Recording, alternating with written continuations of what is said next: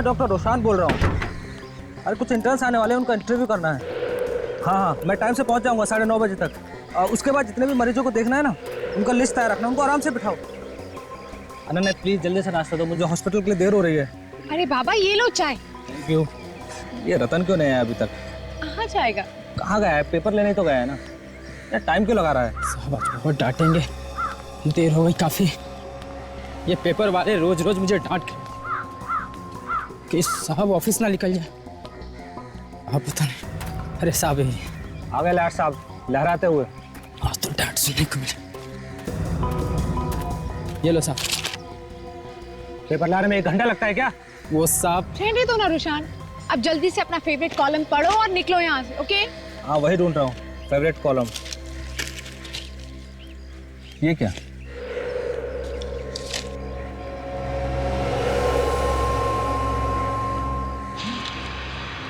Oh my God, क्या हुआ साहब? क्या हुआ रोशान? अनन्या ये देखो क्या लिखा है मेरे बारे में, देखो। बड़े दुख के साथ हमें आपको सूचित करना पड़ रहा है कि डॉक्टर ईशान की 10 फरवरी को एक सड़क हादसे में मौत हो गई। चीके रोड पर एक बड़ी लॉरी ने उन्हें कुचल दिया। उनका अंतिम संस्कार दोपहर को 2 बजे पूरन घाट पर होगा। उनका दुखी परिवार। ओह माय गॉड रोशान, तुम्हारी मौत की खबर कहाँ से लाए ये सब? साहब टी-शर्ट छापा है सब? साहब मैं तो सिर्फ पेपर लाने गया था साहब, इसके बारे में ही नहीं। तो चुप कर और चुपचाप मुझे वहां लेकर चल जहाँ से लेकर आया। चल। रोशान वेट।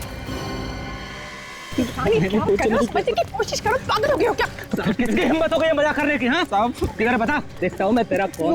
वो दुकान से गया था साहब। चल।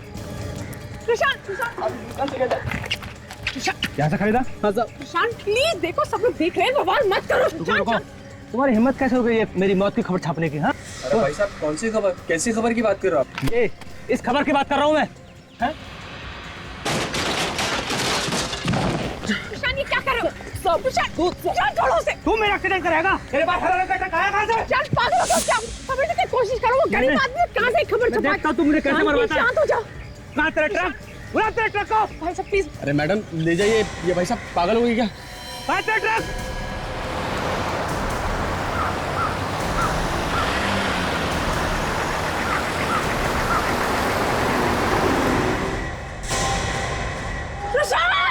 देखो मेरी बात ध्यान से सुनो, मेरा बेटा कोई आम आदमी नहीं है। इस साल का सबसे बड़े बिजनेसमैन का अवार्ड उसे मिला है और पार्टी ऐसी होनी चाहिए जैसी आज तक किसी ने देखी ना हो। समझ गए? अच्छा सुनो, तुम अपने पार्टी का इंतजाम करने वाले को मेरे घर भेज दो, मेरा बेटा उसे सब कुछ समझा देगा। ठीक है? ओके। अरे शामू, शामू कहाँ चला गया ये? कभी कभी तो लगता है कि मैं इस घर का नौकर हूं और कब से घंटी बज रही है, तुम लोगों में इसको हिल नहीं रहा है।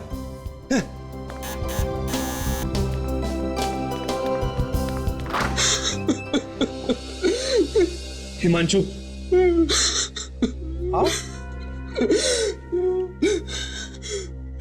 क्या बात है, तुम रो क्यों रहे हो? क्या बात है?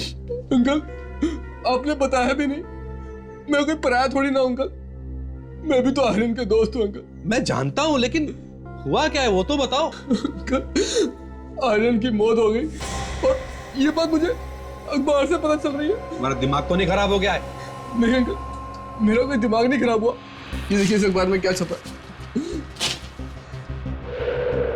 बड़े दुख के साथ सबको बताना पड़ रहा है कि 10 फरवरी की रात को अचानक आग लग जाने की वजह से मेरे बेटे आर्यन की मौत हो गई है। आज शाम 4 बजे घर में एक प्रार्थना सभा रखी गई है जिसमें उसकी आत्मा की शांति की पूजा की जाएगी। अरे अंकल संभालिए अपने आप को, संभालिए। हिमांशु, ये किसी ने मजाक किया है। मेरा बेटा आर्यन तो जिंदा है, वो अपने कमरे में है। व्हाट? वही तो मैं कह रहा हूं। आर्यन, ये बता मजाक किसने किया अंकल? वही तो मैं सोच रहा हूं। आर्यन बेटा, आर्यन बेटा, बेटा दरवाजा खोलो। आर्यन तुम ठीक तो हो ना? कहीं मेरे बेटे कुछ हो तो नहीं गया? आर्यन, आर्यन,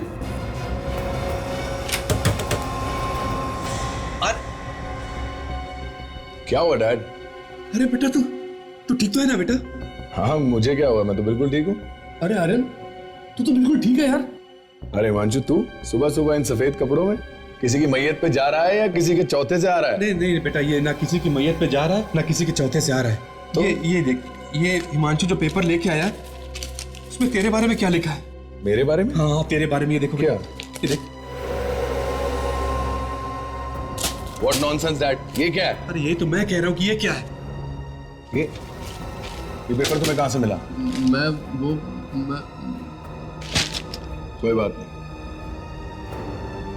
मैं पता लगा लूंगा कौन है वो जो मुझे मारना चाहता है। बैठिए आप। अरे अरे आनंद, आनंद बेटा।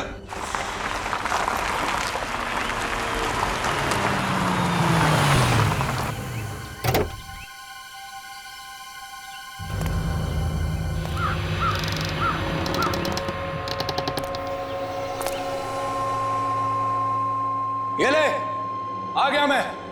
हिम्मत है तो सामने आ, कहां छुप के बैठा है?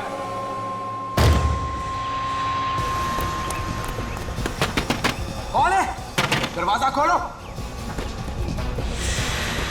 देखो तुम मेरे हाथ से बच नहीं पाओगे। दरवाजा खोल दो अभी के अभी। ये कैसी आवाज है? पेट्रोल? क्या चाहते हो तुम? दरवाजा खोलो, दरवाजा खोलो प्लीज।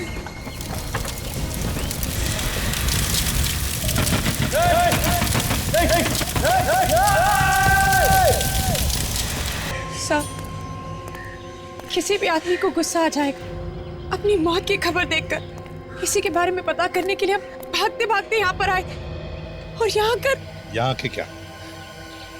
सर वो हरे रंग के ट्रक के बारे में बार बार कह रहे थे। जिस ट्रक से एक्सीडेंट हुआ है वो भी हरे रंग का था क्या? नहीं सर, वो तो लाल रंग का ट्रक था। लाल रंग का ट्रक? और इस मौत की खबर में कहीं पर भी हरे रंग के ट्रक के बारे में लिखा नहीं है। इसके बावजूद भी ये आदमी हरे रंग के ट्रक के बारे में पूछताछ कर रहा था। विवेक, काजल, देखो जरा और भी अखबारों में ये ऐसी मौत की खबर छपी है क्या? चेक करो।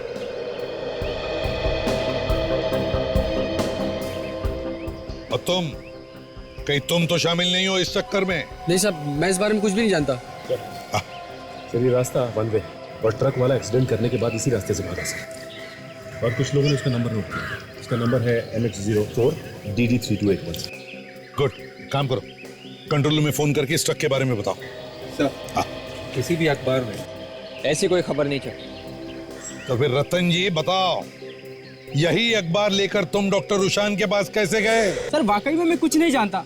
सर मुझे लगता है इन दोनों के पेट में बहुत कुछ छुपा है। ठीक से उगल नहीं रहे हैं दोनों। मैं तो दौड़ते हुए यहाँ पे आया और इसे पेपर मांगा, पर इसने पेपर दिया ही नहीं। क्यों नहीं दिया? सर ये पेपर सही करने में व्यस्त था। एक औरत खड़ी थी साहब यहाँ पे, वही पेपर पढ़ रही थी जो साहब पढ़ते थे। उसी ने मुझे पेपर दिया। कौन थी ये औरत? मैं नहीं जानता साहब। तुम जानते हो? नहीं, मैं नहीं जानता। दिखने में कैसी थी औरत? मेरे ख्याल से 25 से 30 साल की उम्र की होगी और उसने साहब बड़ा सा चश्मा पहन रखा था। 25 से 30 साल की उम्र की औरत, बड़ा चश्मा पहने हुए है। हेलो, हाँ इसे भी प्रतिमा। अच्छा, कहां पर? ठीक है, हम लोग पहुंचते हैं। अभिजीत, चारकोप में एक फैक्ट्री में आग लगी है जिसमें एक आदमी की मौत हुई है। मैं और काजल हम लोग वहां पर जाते हैं। तब तक तुम लोग यहाँ आसपास इस ट्रक के बारे में देखो, कुछ पता चलता है।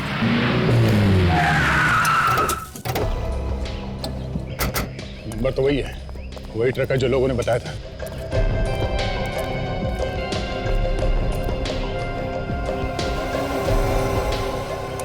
ड्राइवर गायब है। अगर उसने जानबूझ के मारा है तो ट्रक छोड़ के कहां भाग गया? बच के जाएगा कहां, वो पकड़ा तो जाएगा ही।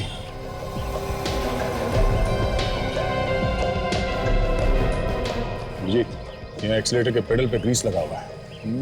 ग्रीस लगा है? हाँ, मतलब खूनी के जूते पे ग्रीस लगा हुआ था।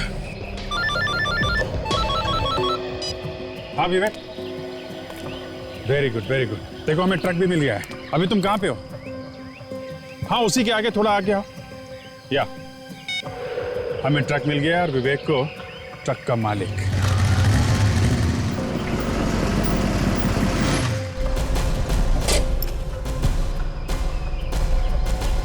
सर, हाँ आइए। इस ट्रक का मालिक सर। एक बार बताओ, ट्रक कौन चला रहा था? कौन है ड्राइवर आपका? एक औरत थी सर वो। ट्रक औरत चला रही थी? कौन है वो? जानते हैं आप उसे? मैं तो उसे नहीं जानता हूँ सर। तुमने पूछा नहीं उस औरत को ट्रक कहाँ लेके जा रही? मैंने रोकने की कोशिश की सर, लेकिन वो मेरे तरफ देखी और चली गई। वो आप मालिक हो और आपको मालूम नहीं ड्राइवर कौन है? हमारा ड्राइवर जो शंभू था सर, आज वो काम पर नहीं आया था और ड्राइवर एजेंसी वालों ने सर उस औरत को भेजा था यहाँ पर। कैसे दिखती थी वो? कोई 25-30 साल की वो रही होगी सर, और एक बड़ा सा चश्मा लगा रखी थी सर वो। अभिजीत, कहीं ये वही औरत तो नहीं जिसने रतन को अखबार दिया और डॉक्टर रुशान को कुचल दिया ट्रक से? हो सकता है दया, अब तो ये औरत हाथ आएगी तभी आगे की कहानी पता चलेगी।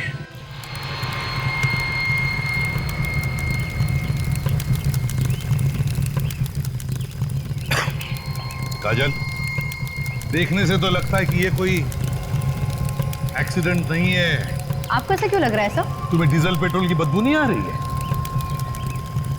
हाँ सर, आ तो रही है। और ये कोई डीजल पेट्रोल का गोडाउन भी नहीं है। इसका मतलब है किसी ने प्लान करके जानबूझकर आग लगाई है।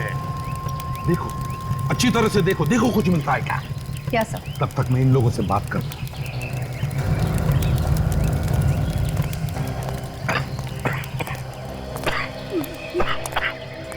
जब ये आग लगी तब तुम कहाँ थे? सर मैं तो रास्ते से जा रहा था, अचानक यहाँ पर देखा तो यहाँ पर आग लगी हुई थी और किसी के चिल्लाने की आवाजें आ रही थी। चिल्लाने की आवाज सुनी तो तुमने बचाने की कोशिश नहीं की? सर मैंने पूरी कोशिश की पर कोई आया ही नहीं। आग पूरी तरह से फैल चुकी थी। मैंने मदद के लिए बुलाया भी लेकिन कोई आया नहीं। फिर? बस ये गाड़ी खड़ी थी यहाँ पर और उस गाड़ी के पेपर्स के जरिए ही मैंने इन लोगों को यहाँ पर बुलाया। इन लोगों को? वैसे आप कौन है?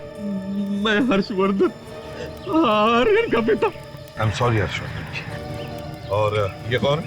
ये हिमांशु है, आर्यन का दोस्त। क्या लगता है आपको हर्षवर्धन जी, ये आग लगी कैसे होगी? सर मेरा बेटा इतना कमजोर नहीं था, वो अपने आप को मार नहीं सकता था। ये आग लगाई गई है और उसे मारा गया है सर। किस पर शक है आपको? कोई अंदाजा है किसने किया होगा ये? जिसने पेपर में उसके मरने की खबर दी थी उसी ने किया होगा। पेपर में मौत की खबर छपवाई थी? ये देखिए। गॉड, बिल्कुल वैसे ही जैसे डॉक्टर रुशान की मौत की खबर छपी थी। ये पेपर भी उसी कलर का। आप में से कोई डॉक्टर रुशान को जानता है? नहीं सर। ये पेपर कहां से मिला आपको? जब मैं सुबह मॉर्निंग वॉक के लिए पार्क में गया तो वहाँ एक औरत ने मुझे पेपर दिए सर। औरत ने दिया? कौन थी वो औरत? मुझे नहीं पता सर वो कौन थी। अरे, अनजान औरत से आपने पेपर ले लिया ऐसे ही? क्यों? सर उसने कहा कि इस पेपर में तुम्हारे लिए कुछ है तो मैंने पेपर ले लिया सर। दिखने में कैसी थी वो औरत? तकरीबन 25 से 30 साल उम्र रही होगी और हाँ, एक मोटा सा चश्मा लगाया था उसने, बड़ा सा। बड़ी अजीब बात है, रुशान की मौत की खबर भी ऐसे ही पेपर में छपी थी और अब आर्यन की मौत की खबर भी ऐसे ही। कहीं ये दोनों मौतों में कोई संबंध तो नहीं है क्या? ये चक्कर। सर यहाँ आइए।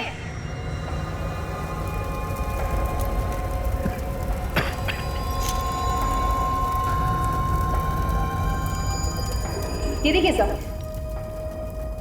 एक्स्ट्रा हड्डी सर। एक और हड्डी से आ गई। ये हड्डी कहां से आ गई? है कौन ये जिसका कंकाल यहां पर है? एक बात बताओ, अगर कोई अपनी मौत की खबर किसी अखबार में पढ़ेगा तो क्या करेगा? सर वो फोन करके पता करेगा कि ये खबर छपवाई क्यों। या तो वो सीधा उस न्यूज़पेपर के ऑफिस जाकर ये पूछेगा कि उसके जीते जी उसके मरने की खबर छापी क्यों। मगर डॉक्टर रुशान और आर्यन जिनकी मौत की खबर अखबार में छपी है, इन दोनों ने ऐसे नहीं किया। डॉक्टर रुशान ने अपने नौकर की गर्दन पकड़ी और उससे वो अखबार बेचने वाले के पास लेकर गया जहां पर एक ट्रक आया जिसने डॉक्टर रुशान को उड़ा दिया और उसकी मौत हो गई। और सर आर्यन गुस्से में सीधा गोडाउन में गया जहां जलने से उसकी मौत हो गई। एग्जैक्टली। इसीलिए मैं पूछ रहा हूं कि ऐसी खबर पढ़ने के बाद तो किसी के भी दिमाग में 50 सवाल उठने चाहिए कि किसने छापी होगी ये खबर और क्यों छपाई होगी ये खबर। मुझे तो इसमें बहुत बड़ी गड़बड़ लग रही है। कुछ तो गड़बड़ है, बड़ा सोच समझ के बनाया हुआ प्लान है ये। और इन दोनों मौतों में उसी का हाथ है। वो औरत जो वो ट्रक चलाती है, उसी औरत ने डॉक्टर रुशान के नौकर के पास वो अखबार की कॉपी दी जिसमें डॉक्टर रुशान की मौत की खबर छपी थी, और उसी औरत ने आर्यन के दोस्त को भी वो अखबार की कॉपी दी जिसमें आर्यन की मौत की खबर छपी थी। क्यों?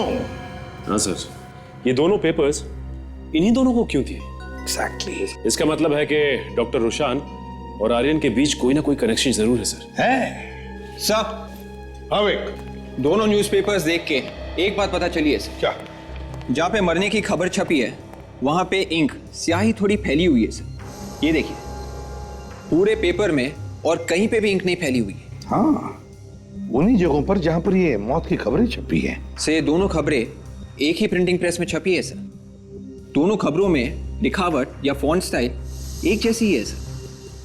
हाँ सर, और ये फॉन्ट आजकल के अखबारों में बिल्कुल इस्तेमाल नहीं किया जाता, काफी पुराना फॉन्ट है। हाँ फ्रेडी, अगर ये फॉन्ट पुराना है तो टाइप भी पुराना होगा, और अगर टाइप पुराना होगा तो वो मशीन भी पुरानी होगी, और जहां पर ये प्रिंटिंग मशीन है वो प्रिंटिंग प्रेस भी पुरानी होगी।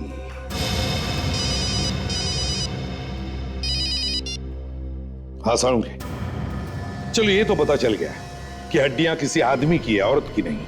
हाँ बॉस, ये एक आदमी है और इसकी उम्र 30 से 35 साल के आसपास। ये कैसे पता चला आपको कि ये आर्यन ही? दांतों से यार, और कैसे? ठीक, ये वाला एक्सरे इसके दांतों का मैंने घर से मंगवाया, और ये वाला एक्सरे मैंने यहां पर लिया। ये दोनों दांतों के एक्सरे एक जैसे हैं, मैच करते हैं। इसका मतलब साफ है बॉस, ये आदमी आर्यन ही है। तो कहीं ऐसा तो नहीं कि आर्यन इस आदमी से मिलने गया हो, वहां पर किसी ने आग लगा दी और दोनों उसी आग में जलकर मर गए? नहीं बॉस, ऐसा नहीं हो सकता है, क्योंकि इस आदमी को आर्यन से मुलाकात का वक्त ही नहीं मिला होगा, क्योंकि इसकी मौत आर्यन की मौत से लगभग 4 से 5 साल पहले हो चुकी। 4-5 साल पहले? बिल्कुल। इसकी हड्डियां देखो, काफी ब्रिटिल है, जगह जगह से टूट फूट भी गई। मतलब जब आग लगी ये आदमी पहले ही मरा हुआ था। एग्जैक्टली काजा, ये आदमी मरा हुआ भी था और जला हुआ भी था। दरअसल इस बेचारे की जिंदगी में जलने के अलावा और कुछ नहीं था। मौत तो इसकी तभी हो गई थी जब ये पहली बार जला था, दूसरी बार तो सिर्फ इसकी हड्डियां जली। मतलब इस जगह पर 2 बार आग लगी थी। इसका चेहरा तो बना सकते हो ना साणु के? नहीं बॉस, मुश्किल है। क्यों? इसकी खोपड़ी की हड्डियां देखो, काफी टूट गई हैं। और एक बात और, इसकी खोपड़ी की हड्डी को देखने से पता चलता है कि इस आदमी के मुंह पर किसी भारी चीज से वार किया गया। इसका मतलब इसका किसी ने खून किया था? बिल्कुल सर।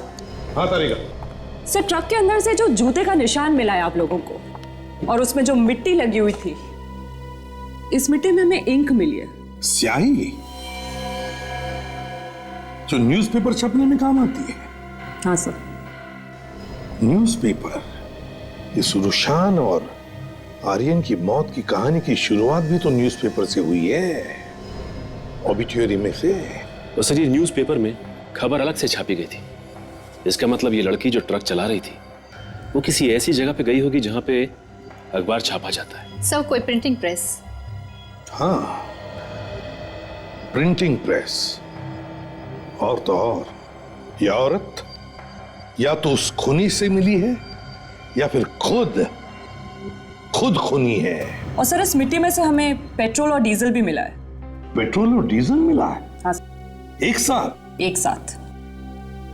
ओह, स्याही न्यूज़पेपर छपवाने के काम में आती है। प्रिंटिंग प्रेस, पेट्रोल और डीजल एक साथ, petrol pump, garage, printing press.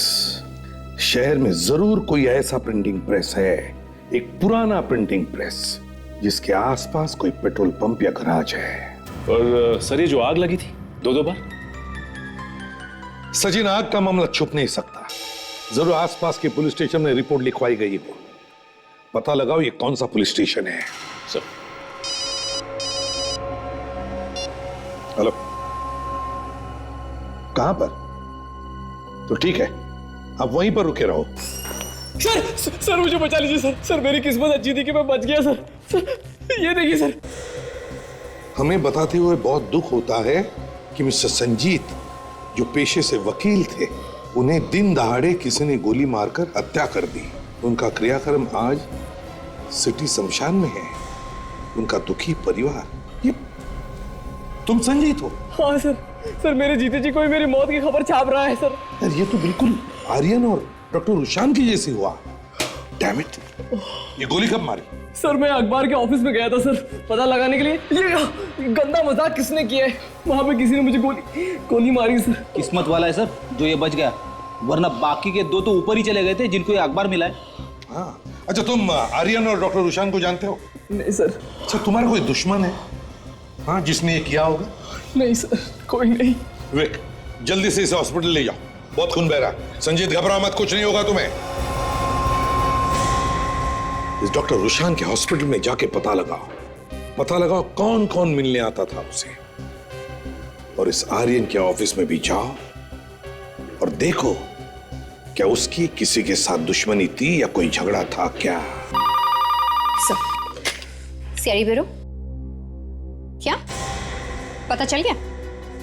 क्या एड्रेस है वहां का? हाँ fine, thank you sir. Printing press का पता चल गया सर, जो गैराज के पास है और काफी दिनों से बंद पड़ी है सर, अंधेरी ईस्ट में है। क्या डॉक्टर रुशान का खून हुआ है? जी हाँ। मगर सर हमें तो पता चला था कि एक्सीडेंट में उनकी मौत हुई है। वो एक्सीडेंट नहीं था, सिर्फ खून करने के लिए एक्सीडेंट किया गया था। उनकी किसी के साथ कोई दुश्मनी थी, शायद उसके दिल में कोई पुरानी लड़ाई झगड़े की यादें रह गई होगी, तभी तो इतना बड़ा कदम उठाएगा।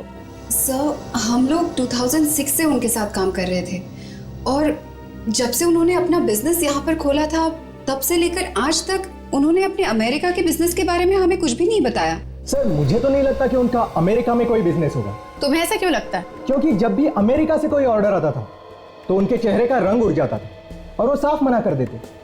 कमाल, जो आदमी अमेरिका से यहाँ पे आया हो बिजनेस करने, वो अमेरिका के नाम से क्यों घबराएगा? सर उनकी किसी से कोई दुश्मनी नहीं थी, ये बात मैं दावे के साथ कह सकता हूँ। सर वो अपने काम से काम रखते थे, ज्यादा दोस्त भी नहीं थे उनके। डॉक्टर साहब, एक खून हुआ है, खून, और बिना बात के कोई खून नहीं करेगा, कुछ तो हुआ है। ऐसा तो उन्होंने कुछ बताया नहीं हमें। ये डॉक्टर रुशान कब से काम करते थे यहाँ पे? 2006 से काम कर रहे थे सर।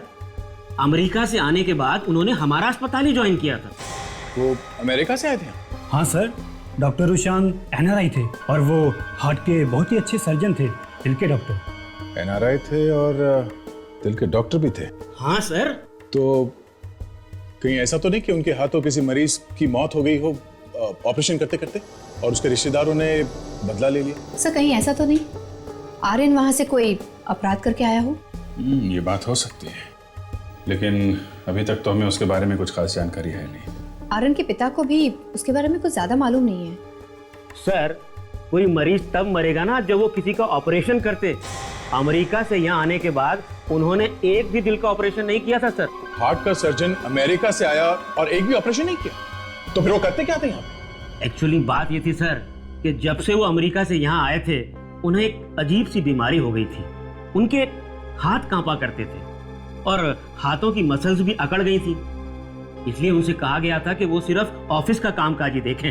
हमें जरा आप अपने कंपनी के पेपर्स दिखाइए, शुरू से लेके आज तक, रजिस्ट्रेशन से लेके आज तक के जितने भी डॉक्यूमेंट्स हैं सब। कितने सालों से देखभाल कर रहे हो यहाँ पर? सब 5 साल से हैं हम यहाँ पर। 5 साल से? जी साहब। और 5 साल में तुमने कभी मालिक को देखा ही नहीं? नहीं साहब, कभी जरूरत महसूस नहीं हुई। पगार टाइम पर मिल जाती है और क्या हमें चाहिए बस। ये पगार देता कौन है तुम्हें? ये तो साहब हमें मालूम नहीं, बस इतना मालूम है कि कोई ट्रस्ट इसकी देखभाल करता है। तो मालिक ट्रस्ट है क्या? ये तो हमें ज्यादा कुछ मालूम नहीं, बड़े लोगों के बड़े चक्कर होते हैं साहब। बस इतना मालूम है कि ये प्रेस किसी कंपनी के नाम पर, अब वो कंपनी बंद हो गई तो बाद में ट्रस्ट के हाथ में चली गई साहब। अब कंपनी का क्या चक्कर है साहब, हमें कुछ नहीं मालूम। मालूम क्या है? पगार लेना खाली, कुछ नहीं मालूम।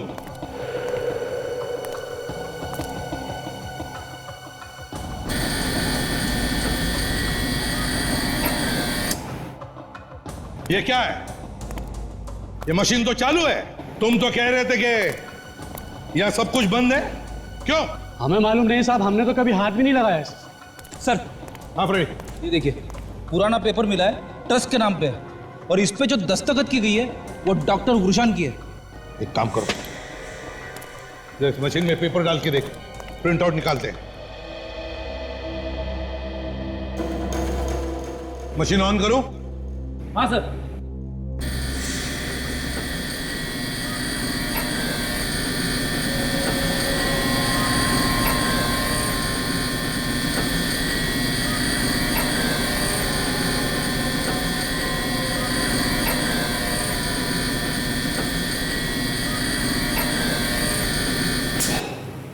छप गया पेपर।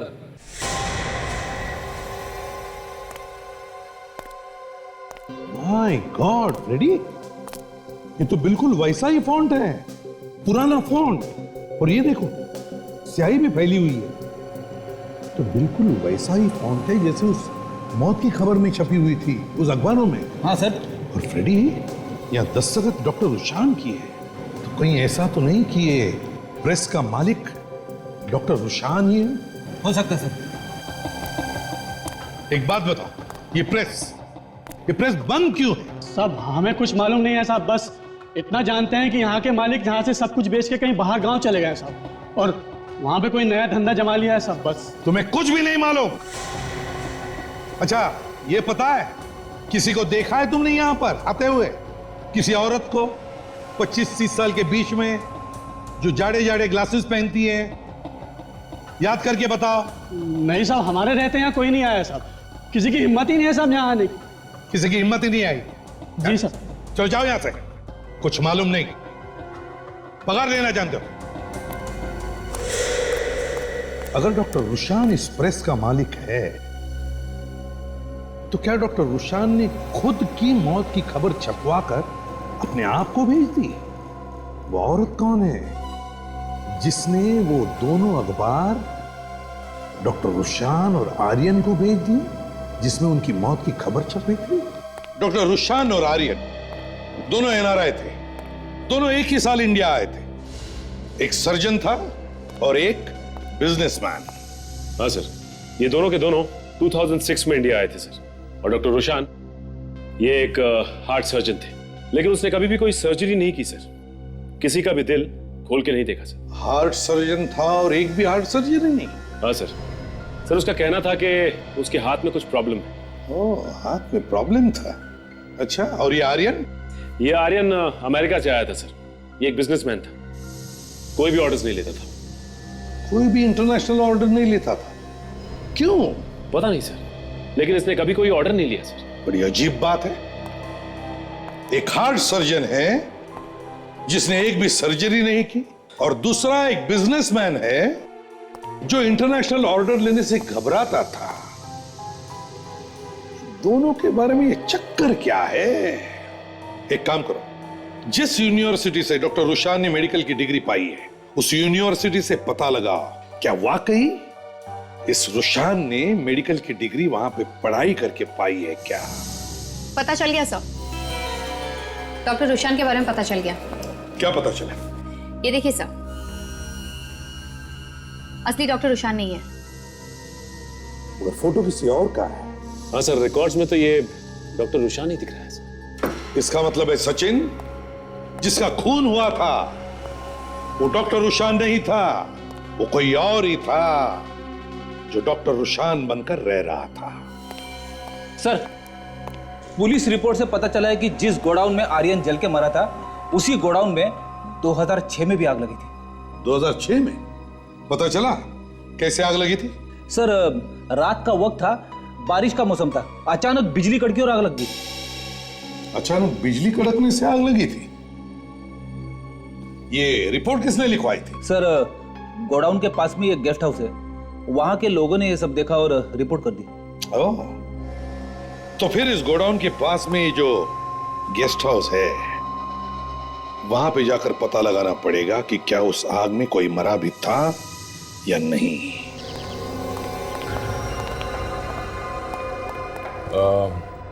कुछ साल पहले यहाँ पास में चारको फैक्ट्री में आग लगी थी। हाँ हाँ, बिजली कड़कने से आग लगी थी। लेकिन आप लोग? हम लोग सीआईडी से।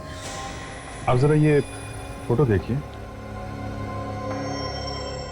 जिस समय आग लगी थी तो क्या ये तीनों लोग यहाँ पे आपके इस गेस्ट हाउस में ठहरे थे क्या? ये डॉक्टर रुशान है, एनआरआई डॉक्टर। ये संजीत वकील, और ये है आर्यन बिजनेसमैन। हाँ याद आया, ये यहाँ पहले बहुत आया करता था, लेकिन ये डॉक्टर नहीं है और ना इसका नाम डॉक्टर रुशान है। फिर कौन है ये? इसका नाम प्रतीक है। ये अपने 2 साथियों के साथ अक्सर आया करता था। ये 2 साथियों के साथ आता था? ये इसके साथ ये दोनों तो नहीं आते थे? इतना तो याद नहीं है। अच्छा, जिस वक्त यहाँ पे आग लगी थी उस वक्त आपके यहाँ बाहर के देश के लोग भी ठहरे थे क्या? हैं इंडियन लेकिन बाहर रहते हो, एनआरआई? मैं रजिस्टर देख के बताता हूँ।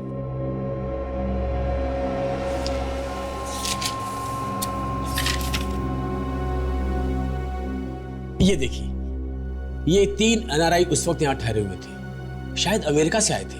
डॉक्टर रुशान, आर्यन और संजीत। जब आग लगी थी उस वक्त असली डॉक्टर रुशान, संजीत और आर्यन यहाँ ठहरे थे, और उसी वक्त ये नकली डॉक्टर रुशान मतलब प्रतीक, वो भी यहाँ ठहरा था अपने 2 साथियों के साथ। काजल, मुझे तो लगता है ये तीनों चोर होंगे, नाम बदल के रह रहे होंगे। सर अगर ये तीनों चोर हैं तो इनकी फोटोग्राफ्स वगैरह हमारे रिकॉर्ड्स में जरूर होगी। हाँ, क्यों नहीं? मुझे तो धक्का लगा है सर, ये सुनकर कि मेरा रुशान असली रुशान नहीं था। धक्का तो हमें भी लगा था, लेकिन आप तो शादी करने निकली थी उसके साथ। जी हाँ सर, बच गई मैं। हाँ, बच तो गई, लेकिन उसके बारे में काफी कुछ जानती होगी। नहीं सर, मैं उसके बारे में कुछ ज्यादा नहीं जानती। तो क्या बिना जाने उससे शादी करने निकली थी? सर मैं तो अभी मिली थी उससे 6 महीने पहले। उसने बताया कि इस दुनिया में उसका कोई भी नहीं है। जितना उसने बताया मुझे बस उतना ही पता है। उसका कोई दोस्त था जिसके बारे में तुम जानती हो? हॉस्पिटल स्टाफ के अलावा तो उसका और कोई भी दोस्त नहीं था। चलो कोई बात नहीं। और आप हर्षवर्धन जी, आर्यन के बारे में क्या जानते हैं? मैं तो खुद हैरान हूं जब से आप लोगों से पता चला है कि आर्यन मेरा बेटा नहीं बल्कि कोई और था। मतलब अब दोनों भी अंधेरे में थे। ये क्या है? ओहो, तो ये बात है। सर आप रेडी? ये देखिए सर,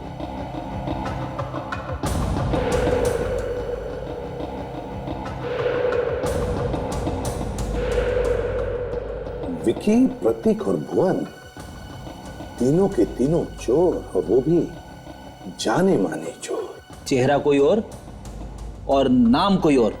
1 मिनट, विकी के पिता का नाम, ओ अब आया समझ में। आर्यन के पिता हर्षवर्धन, तुम्हारा बेटा एक चोर था, चोर। और तुम भी। What nonsense? हाँ, तुम भी। तुम एक भाड़े के बाप हो, भाड़े के। विकी के पिता का नाम प्रताप था, हर्षवर्धन नहीं, समझे? बताओ क्यों किया तुमने? क्यों किया? जल्दी बताओ। आई एम सॉरी सर, मुझे माफ कर दीजिए। मुझे इस काम के लिए पैसे दिए गए थे, पैसों के। और आप अनन्या जी, जिस डॉक्टर रुशान से आप शादी करने वाली थी, उसका असली नाम था प्रतीक। प्रतीक? हाँ, प्रतीक।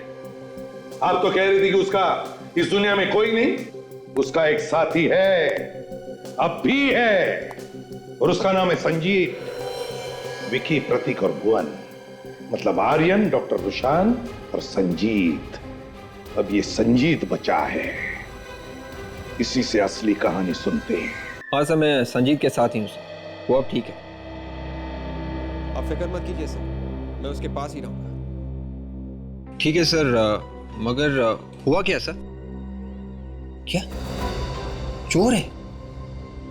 ओके सर, या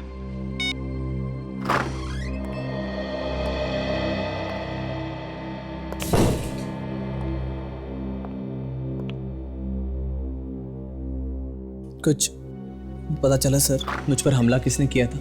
नहीं, अभी तक तो नहीं। लेकिन बहुत जल्दी पता चलने वाला। ठीक है सर, पता चल जाएगा तो मुझे बता देना। मैं अभी ठीक हूँ, मैं घर जा रहा हूँ सर। नहीं नहीं, तुम अभी तक ठीक नहीं हो। अगर तुम्हें कुछ हो गया ना तो मेरे ऊपर मुसीबत आ जाएगी। चलो अब चुपचाप ले जाओ। नहीं सर, मुझे घर जाना है। नहीं, तुम कहीं नहीं जा सकते। क्यों नहीं जा सकता मैं घर? क्योंकि तुम्हारी जगह यहाँ नहीं, कहीं और है। क्या मतलब? मतलब संजीत उर्फ भुवन, तुम एक चोर हो और संजीत के नाम से रह रहे हो, समझे? बताओ अब असली कहानी क्या है? कौन भुवन? मैं किसी भुवन को नहीं जानता, मेरा नाम संजीत है। संजीत वंजीत अब भूल जाओ, समझे? अब सच बोलने का टाइम आ गया। क्या हुआ था वहां हाईवे गेस्ट हाउस में? Guest house? कौन सा गेस्ट हाउस? ये कौन सी जगह है? ये अच्छी जगह नहीं है। कुछ हुआ था वहां पे। लेकिन आप ये सब मुझसे क्यों पूछ रहे हैं? भुवन कौन है? मैं हूं सर। और क्या हुआ था उस रात वहां? मुझे तो बहुत खुशी हो रही है, आप तीनों भी दोस्त और हम तीनों भी। एक्चुअली ऐसा बहुत कम होता है कि एक जैसे ख्यालों के लोग मिले। भाई बात तो आपकी बिल्कुल सही है, लेकिन हम लोग तो अभी भी दोस्त बने हैं। आप तीनों को देखकर ऐसा लग रहा है कि आप लोग बहुत पुराने दोस्त। पुराने? अजी ये कहिए लंगोटिया यार है, वो भी बचपन से। लेकिन आप लोग नए कैसे? हम लोग एक ही फ्लाइट में आ रहे हैं अमेरिका से। आपने बताया नहीं आप करते क्या? मैं एक बिजनेसमैन यहाँ पर अपना नया बिजनेस शुरू करना चाहता हूँ, पर हम तीनों यहाँ पर नए हैं तो कोई हमें जानता नहीं। और आप क्या करते हैं? मैं सर्जन हूँ। ओह, हार्ट सर्जन। अमेरिका में तो मैंने लोगों के लिए बहुत कुछ किया है, लेकिन अब चाहता हूँ कि अपने देश वालों के लिए भी कुछ करूँ। और आप? जी मैं एक लॉयर हूँ, मैं एक लॉ फर्म में काम करता हूँ, यहीं सेटल होना चाहता हूँ। वापस जाने का तो मन ही नहीं करता, बहुत पैसा कमा लिया, सोच रहा हूँ कि अब यहीं पे रह के कुछ करूँ। उन लोगों ने अपने बारे में सब कुछ बता दिया था हमें। यहाँ पे कोई भी नहीं जानता था उन्हें, जो भी कोई था वो अमेरिका में ही था।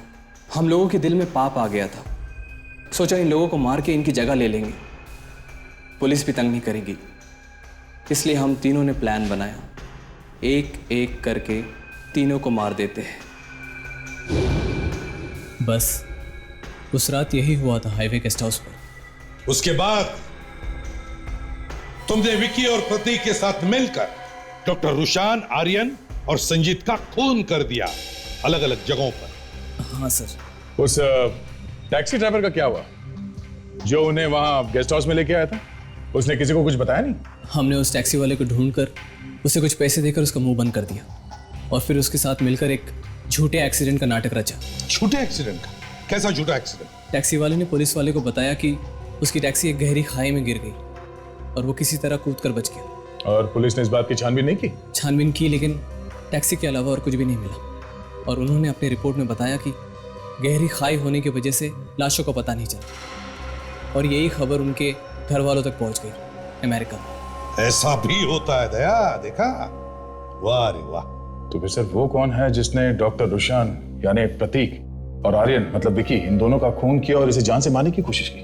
जरूर उन तीनों में से किसी का रिश्तेदार है जो इन तीनों की करतूतों को जानता है।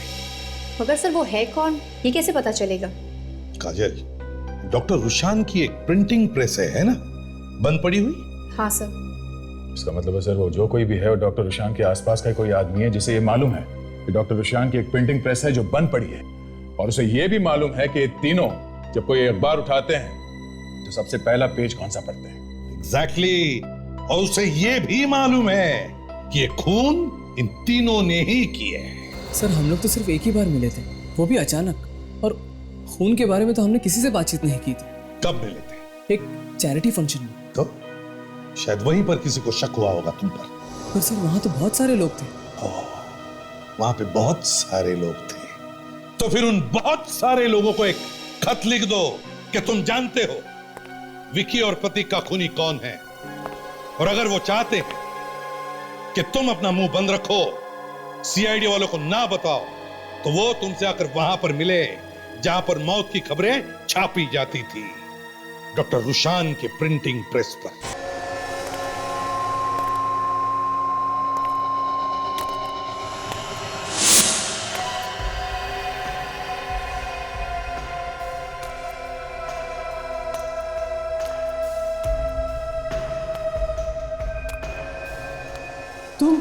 हाँ, मैं खुशी हुई मुझे देखकर या नहीं? तुम मुझे क्यों मारना चाहती हो? अपना हिसाब बराबर करने के लिए। कौन सा हिसाब? तुमने और तुम्हारे दोस्तों ने मिलकर मेरे होने वाले पति डॉक्टर रुशान को मारा था, और वो प्रतीक डॉक्टर रुशान बनकर घूम रहा था।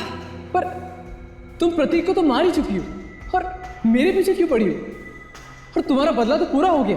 नहीं, मेरा बदला तो अब पूरा होगा जब मैं तुझे तेरे दोस्तों के पास पहुंचा दूंगी। प्लीज।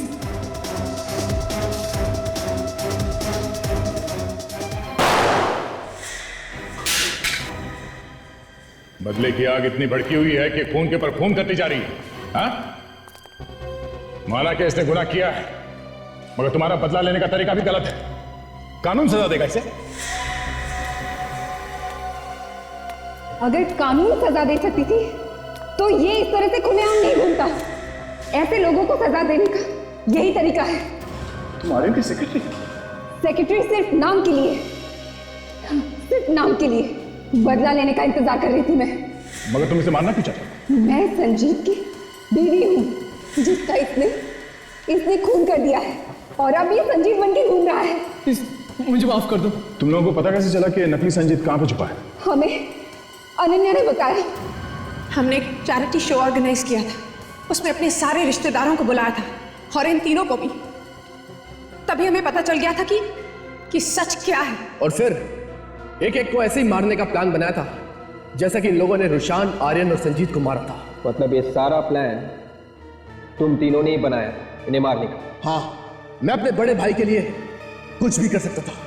हमने उन दोनों का खेल तो खत्म कर दिया था। तू बच गया क्योंकि तेरी किस्मत अच्छी थी, लेकिन आज तू नहीं बचेगा। आज मैं तुझे सीआईडी के सामने मारूंगा।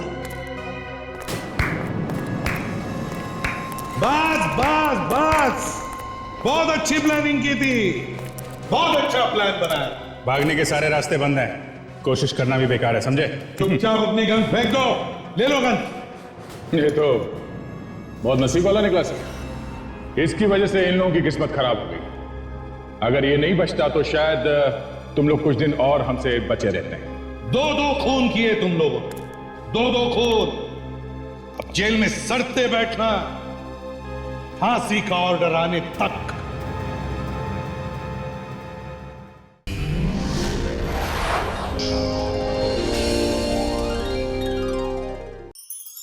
ऐसे और भी मजेदार वीडियो के लिए हमारे चैनल को लाइक, शेयर और सब्सक्राइब करें।